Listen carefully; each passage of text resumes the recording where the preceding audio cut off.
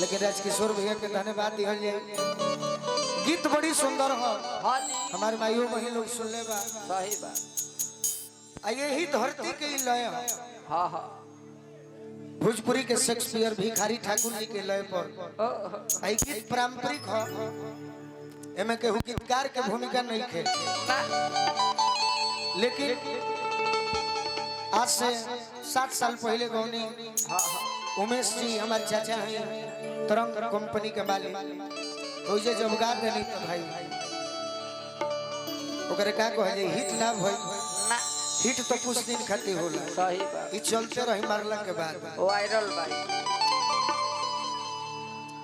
पियावा परदेश जाता रहन। हाँ जी।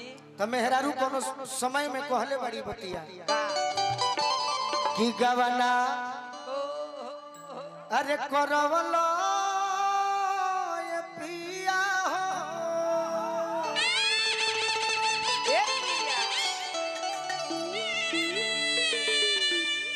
घरे बैठवलो वाह वाह अपने तो गई पिया हो। हाँ जी। पूर्वी बनी जिया हाँ केकरा से हंसब पिया हो, पिया हो केकरा से बोलो बोलो आ केकरा से कहब ये पिया अपना दिलवा के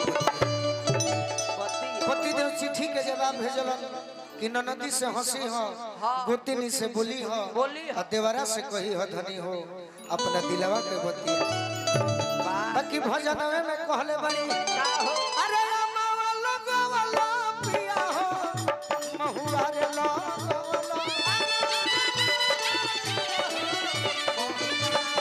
कहे ना लगवला पिया हो, अरे कहे ना लगवला पिया हो दुनिया पे मछिया कहे ना लगवला पिया हो दुनिया के मछिया।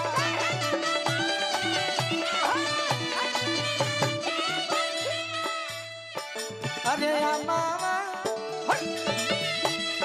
लगवला पिया हो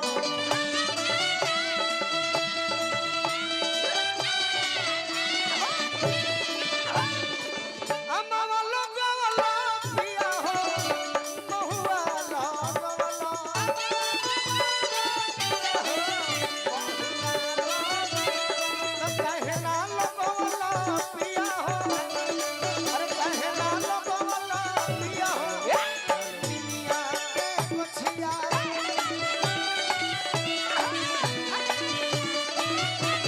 अरे कहे ना लगवला पिया हो दुनिया के मछिया।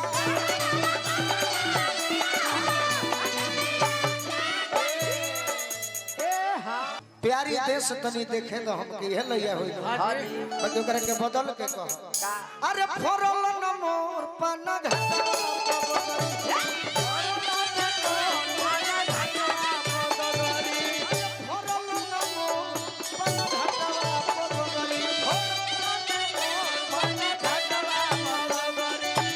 जसोदा के बेटा मोहन में खबलिया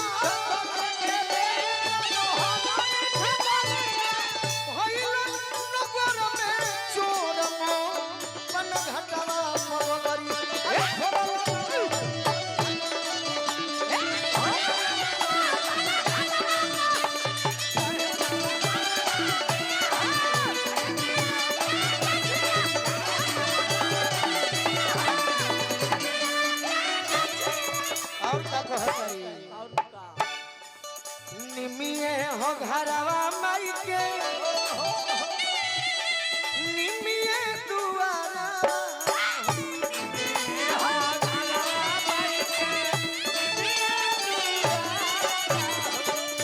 भावे नाही कबहू इनका हो पड़ी पिपारा